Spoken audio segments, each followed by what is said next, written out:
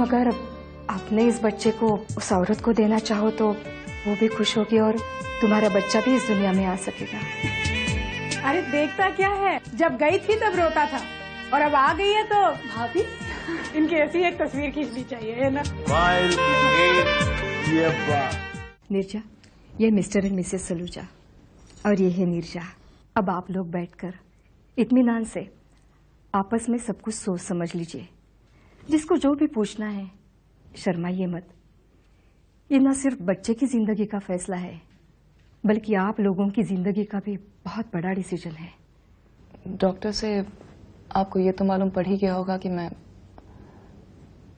वो करना चाहती हूँ जो शायद कोई नहीं करता। मैं उस बच्चे की माँ बनना चाहती हूँ जो मुझे नहीं बल्कि किसी और को माँ समझेगा, किसी और को माँ कहेगा। पर मैं तैयार हूँ। क्या आप लोग भी तैयार हैं? इसीलिए तो हम यहाँ आपके सामने बैठे हैं। पर मेरा एक ही सवाल है, आप लोग तो बच्चा गोद भी ले सकते हैं ना, फिर इस सब झंझट की क्या जरूरत?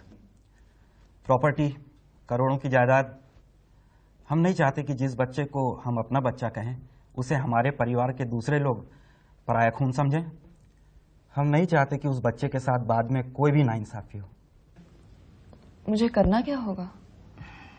देखो, अभी डॉक्टरी की बात तो रही नहीं। तुम चाहती थी कि तुम्हारा बच्चा इस दुनिया में आए और ये लोग चाहते थे कि इन्हें एक ऐसा बच्चा मिल जाए जो दुनिया के सामने इन्हीं का बच्चा कहलाए। संजोग से आप दोनों मेरे ही पास आए तो मैंने आप दोनों को मिलवा दिया। अब आप लोग ये कैसे करेंगे, मिल बैठ के तय कर लीजिए। 3 महीने बाद तो प्रेगनेंसी समझ में आ जाएगी तो?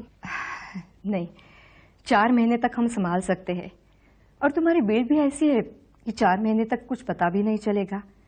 5वें महीने से 9वें महीने तक क्या करना चाहिए ये हमें सोचना पड़ेगा। आप जहां रहना चाहें, जैसे रहना चाहें, सारा खर्चा हम उठाएंगे। लेकिन उस बच्चे को हमें दे देने के बाद आपको उसे भूल जाना होगा। दिल से तो उसे कभी नहीं भूल पाऊंगी, पर दुनिया को दिखाने के लिए उसे भूलना ही होगा।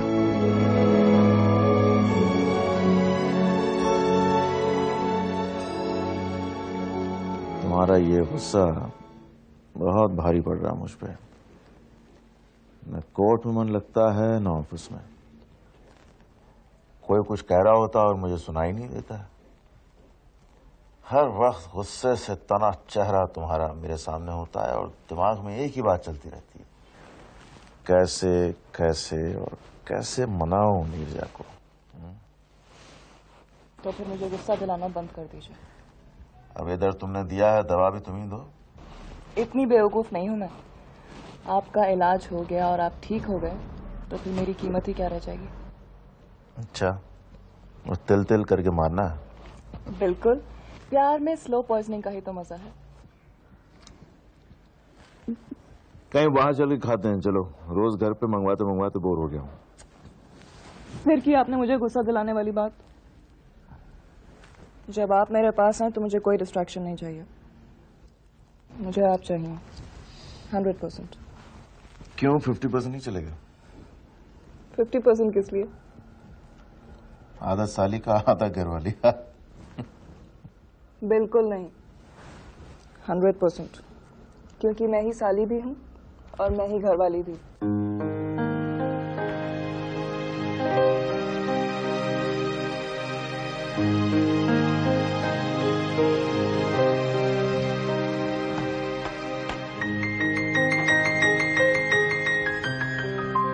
एलिस, काश हमारा बच्चा जिंदा रह पाता।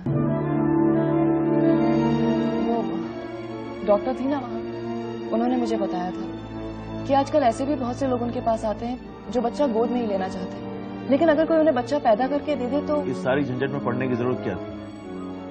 बच्चा अगर किसी के पास रहेगा तुम्हारा तो हमारा थोड़ी हो जाएगा। हमारा नहीं रहेगा लेकिन जिंदा तो रहेगा ना। फिर वही बात नीरजा, क्यों? आपने अभी प्रॉमिस किया आप मुझे गुस्सा नहीं दिलाएंगे। लेकिन अगर मैं समझदारी की बात कर रहा हूं तो तुम्हें गुस्सा होना ही क्यों चाहिए? ठीक है, मैं मानती हूं कि हम उस बच्चे को अपना नहीं कह सकते थे, मानती हूँ कि आपकी बहुत सी मजबूरियां हैं कि हम। सिर्फ मेरी मजबूरियां नहीं है, तुम्हारी भी हैं। ठीक है, मेरी आपकी हम दोनों की ही मजबूरियां हैं, लेकिन अगर वो बच्चा जिंदा रह सकता है तो क्यों नहीं एलिस?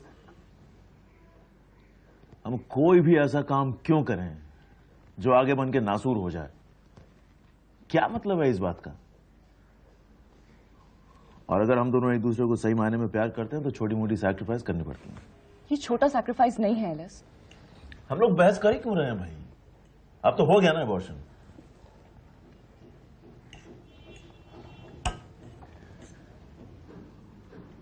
मैंने तुमसे कहा है कि अब मैं गुस्सा नहीं करूंगा तुम पे, इसलिए मेरी तरफ से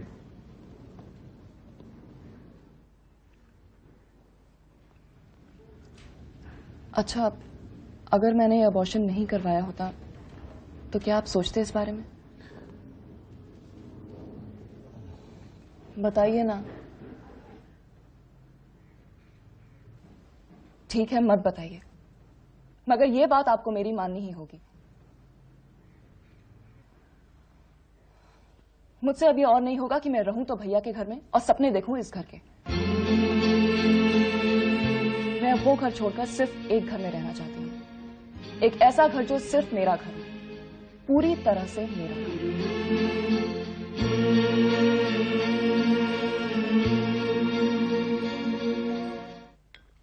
अकेली रहेगी?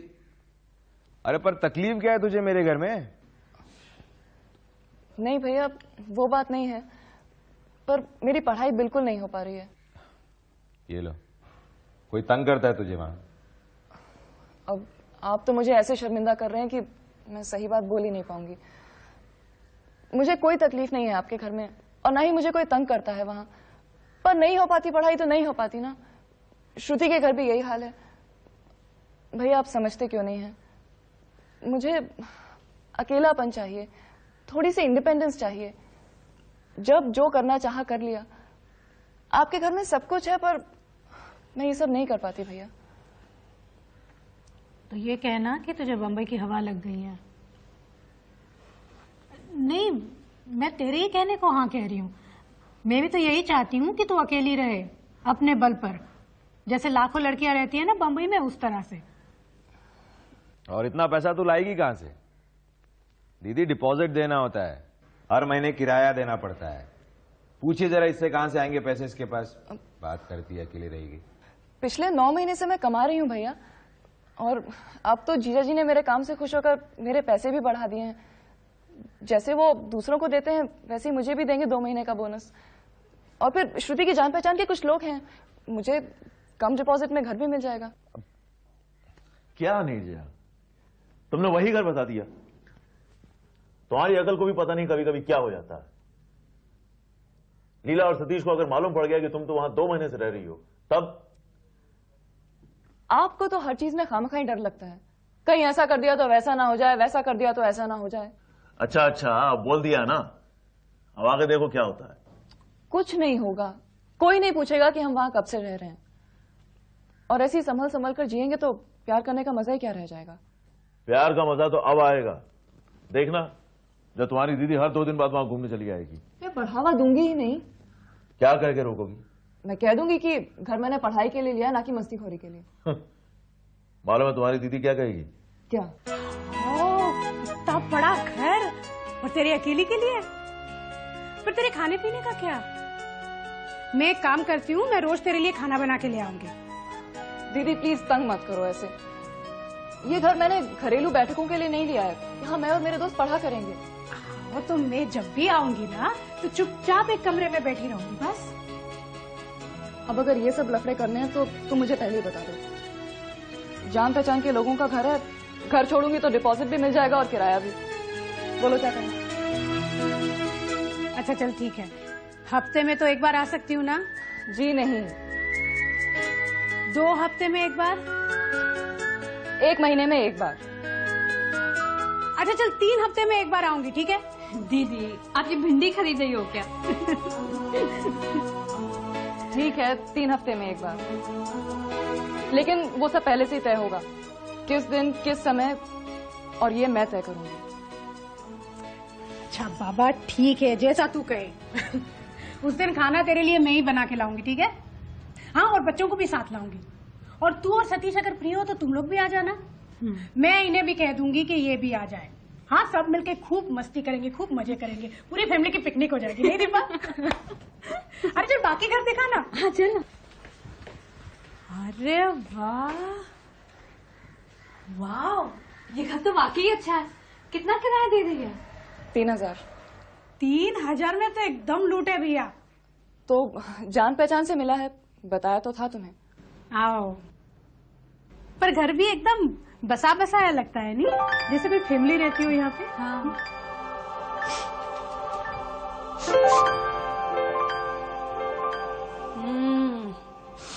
मुझे हवा में प्यार की सुगंध आ रही है। ए नीरू, तू हमसे छिप छिपा कर कोई गड़बड़ तो नहीं कर रही है ना? हैं?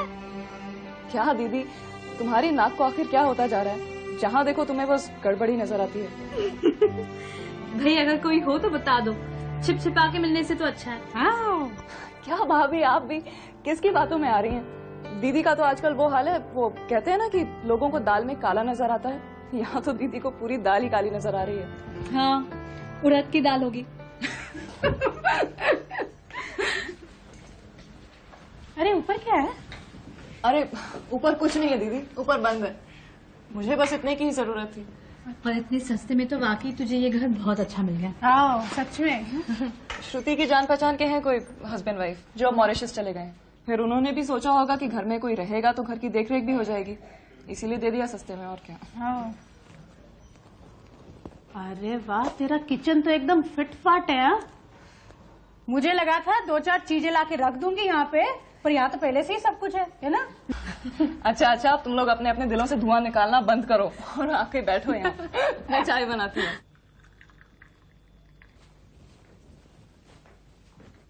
नीरू, अब मुझे वाकई में डर लगने लगा है। तेरे जीजा जी है ना? फिर शुरू हो गया तुम्हारा शक पुराण। नीरू, अब वो झूठ भी बोलने लगे हैं। अब जैसे देखो, कल मैंने उनसे पूछा कि आप शाम को कहाँ थे, तो उनने कहा ऑफिस में था, जबकि वो ऑफिस में थे ही नहीं। तुम्हें कैसे मालूम? वो उनका वो क्या नाम उसका, वो नया वाला असिस्टेंट उनका, सुनील। हाँ सुनील, उसका फोन आया था घर पे। वो कह रहा था कि कोई जरूरी काम है और इनका मोबाइल बंद है।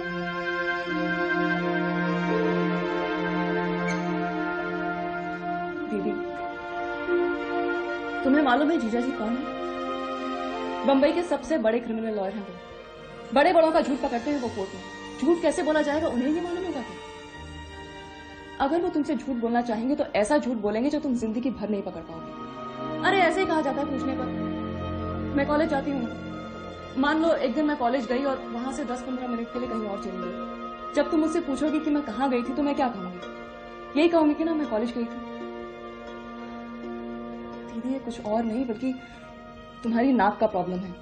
कुछ नहीं, मैं भी कुछ का कुछ सुनती रहती हूँ तुम।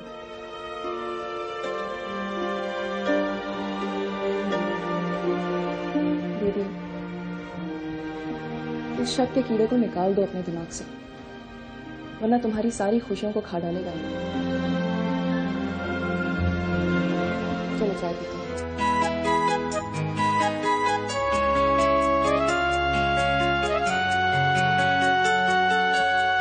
हाँ भैया, कितना हुआ? 9 किलो सर। अरे बराबर बताओ यार, 9 किलो। अरे आप देखो ना सर। 10 किलो है, ये डंडी मत मारो, ठीक है ना? अरे नहीं सर, 9 किलो है। लो ये भी लो। ए, डालो इसे, चलो चलो डालो।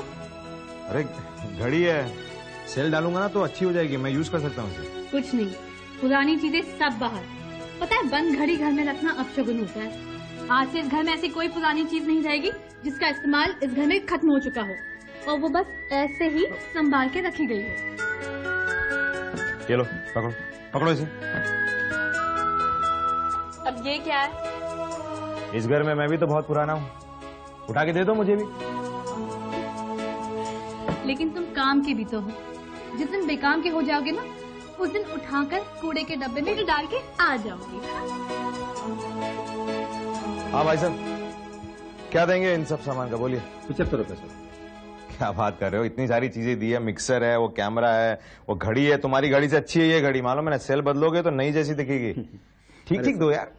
कबाड़ा है साहब, 75 रुपये ले लीजिए। नहीं नहीं, कम से कम 300 रुपये तो देना चाहिए। अच्छा साहब, ना आपका ना मेरा, 250 रुपये ले। अरे कमाल है यार। अब कुछ मत बोलो साहब, एकदम ठीक है। लूटते हो तुम लोग, मालूम है। पैसो है ना। साहब मैं हाथ गाड़ी लेकर आता हूँ। हाँ सतीश, हाँ, आओ चाय पी लो। आ रहा हूँ।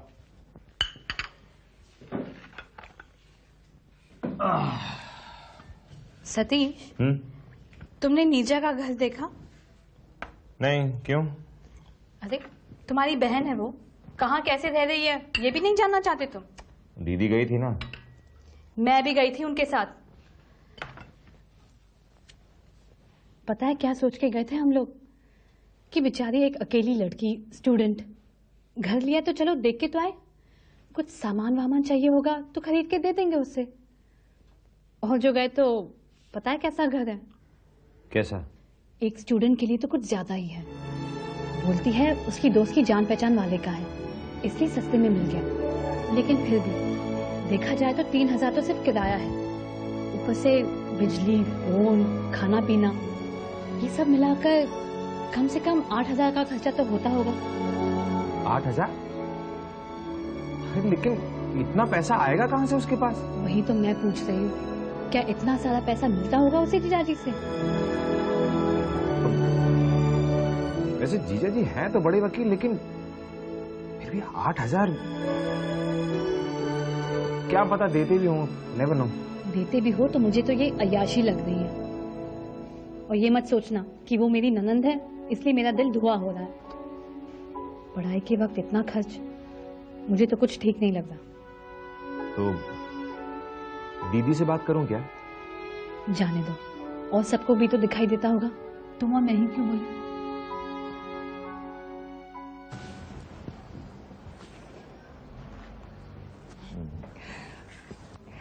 अच्छी लग रही है ना?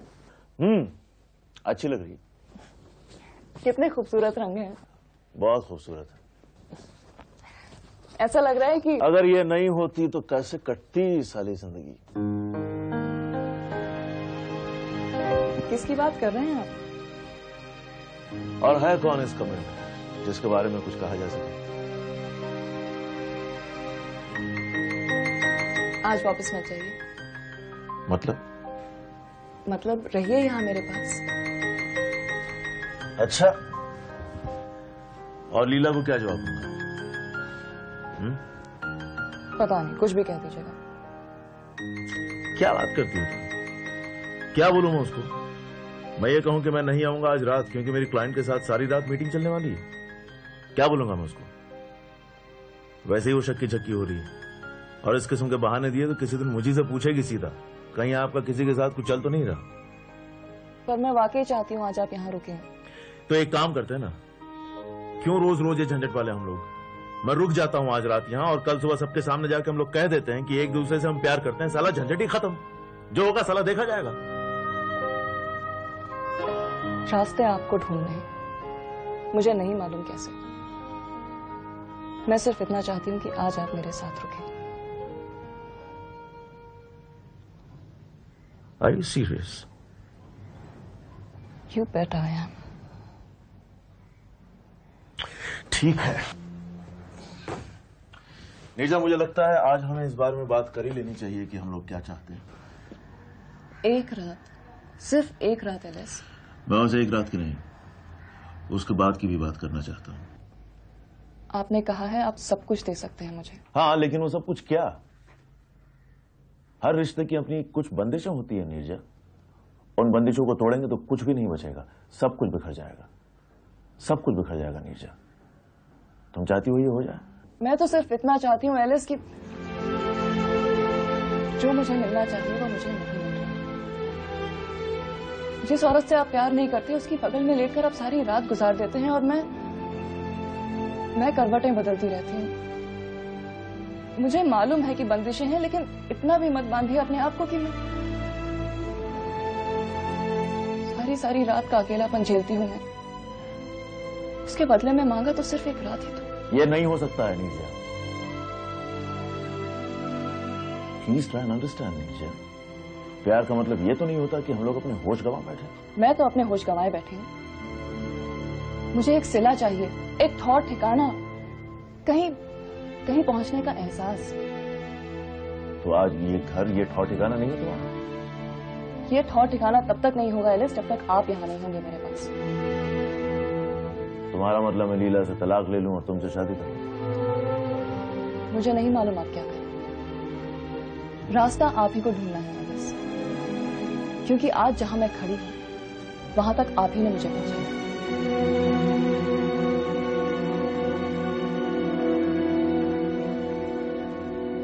मुझे अभी जाना है मुझे, इस बारे में हम कल बात करेंगे। एलिस मत जाइए प्लीज, मत जाइए।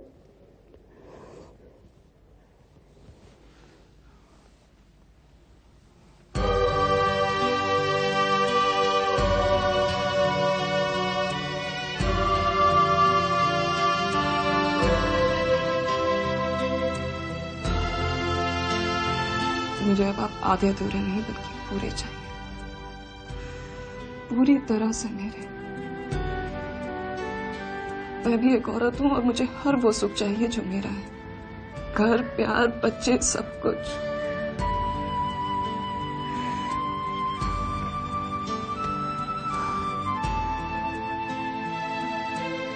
कैसे समझाऊं आपको कि मैं दूसरी औरत बनकर नहीं जी सकती, नहीं जीना चाहती मैं वैसे। आपकी हर सुबह, हर शाम, हर रात पर सिर्फ मेरा हक है, और वो हक मैं किसी के साथ बांटना नहीं चाहती, चाहे वो मेरी बहन क्यों हो।